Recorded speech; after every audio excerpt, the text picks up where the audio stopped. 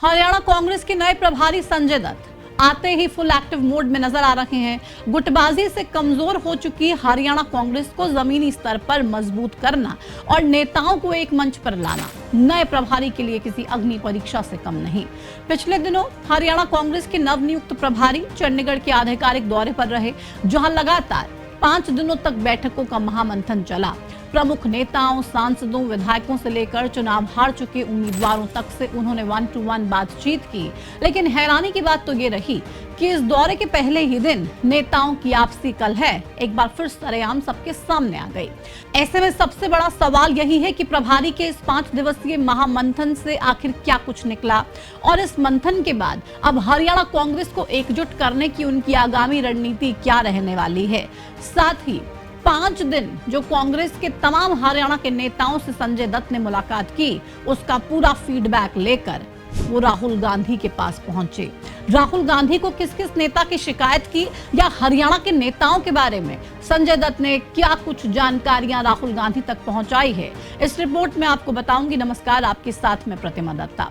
हरियाणा कांग्रेस बदलाव के फेज में है और ये बदलाव साल 2024 में विधानसभा चुनाव में हार के बाद से ही जारी है। पार्टी के सामने मुख्य रूप से 2 चुनौतियां रखी हैं, पहली गुटबाजी और दूसरा संगठन का ना होना। संजय दत्त से पहले कांग्रेस आलाकमान ने बीके हरिप्रसाद को हरियाणा कांग्रेस की जिम्मेदारी दी तो एक समस्या का हल करने में वो सफल रहे। अब पार्टी का जिला स्तर पर संगठन है, लेकिन गुटबाजी का खेल अभी भी अपने पूरे शबाब पर है। नए प्रभारी संजय दत्त जिम्मेदारी मिलने के बाद जब पहली बार चंडीगढ़ पहुंचे, पहले ही दिन जनरल बॉडी की मीटिंग हुई तो सभी बड़े नेताओं के बयान सुर्खियों में रहे और कांग्रेस की आपसी कलह भी। लेकिन प्रभारी इस गुटबाजी को बखूबी समझ रहे हैं, इसलिए तो पहले दौर के बाद बेहद सधे हुए तरीके से कूटनीतिक जवाब देते हुए नजर आ रहे हैं। मैराथन बैठकों के बाद नए प्रभारी ने स्पष्ट कर दिया है कि उन्होंने हर प्लेटफॉर्म पर नेताओं से 1-to-1 मुलाकात की, बातचीत की, सबको खुलकर अपनी बात रखने का मौका दिया। इस महामंथन के बाद उन्होंने कहा कि अभी तो सिर्फ आधी पिक्चर देखी है, आधी पिक्चर देखनी अभी बाकी है। जब पूरी पिक्चर सामने आ जाएगी तभी नब्ज समझ में आएगी और कोई निष्कर्ष निकाला जा सकेगा।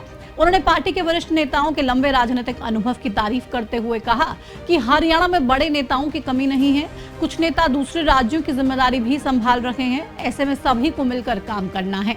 इतना ही नहीं, प्रभारी संजय दत्त ने अपने आगामी कार्यक्रमों की जानकारी भी दी। उन्होंने बताया कि कार्यकर्ताओं में नया जोश भरने के लिए 19 जुलाई से उनके तूफानी जिला स्तरीय कार्यक्रम शुरू होने जा रहे हैं, जिसमें प्रदेश अध्यक्ष राव नरेंद्र सिंह भी उनके साथ मौजूद रहने वाले हैं। 19 जुलाई से जिला स्तरीय कांग्रेस के कार्यक्रम होंगे। चंडीगढ़ या फिर दिल्ली ना पहुंच पाने वाले जमीनी कार्यकर्ताओं की नब्ज टटोलने के लिए नए प्रभारी खुद उनके बीच में पहुंचेंगे और उनके साथ विधानसभा वाइज चर्चा की जाएगी। उनके जिला स्तरीय दौरों का पहला चरण 19 जुलाई से शुरू होने जा रहा है, जो 23 जुलाई तक चलेगा। इस दौरान प्रदेश अध्यक्ष राव नरेंद्र सिंह भी उनके साथ मौजूद रहने वाले हैं। 19 जुलाई को पंचकुला और यमुनानगर जिले का दौरा होगा। 20 जुलाई को यमुनानगर और अंबाला में मैराथन बैठकें होंगी।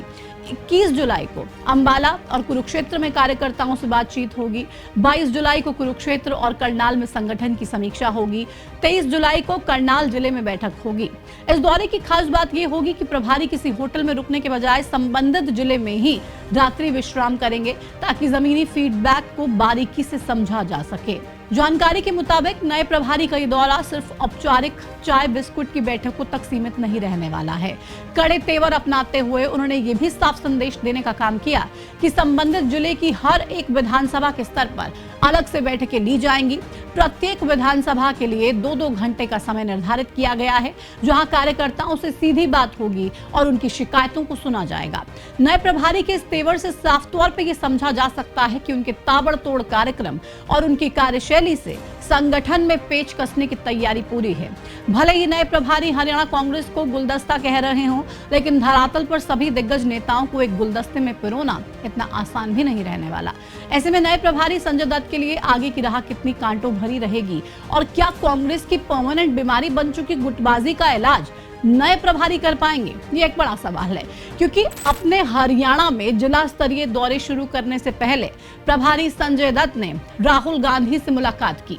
5 दिन जो हरियाणा कांग्रेस के नेताओं से मुलाकात कर पूरा फीडबैक तैयार किया गया, उसकी पूरी जानकारी राहुल गांधी तक पहुंचाई। संजय दत्त ने राहुल गांधी को साफ तौर पे बता दिया कि ये हरियाणा के जो नेता हैं इनमें मैं की समस्या बहुत ज्यादा है, यानी कि इन तमाम नेताओं का अहम सबसे ज्यादा बड़ा हो गया है और ये अपने आप को पार्टी से बड़ा समझते हैं। ऐसे में संजय दत्त ने और समय मांगा है।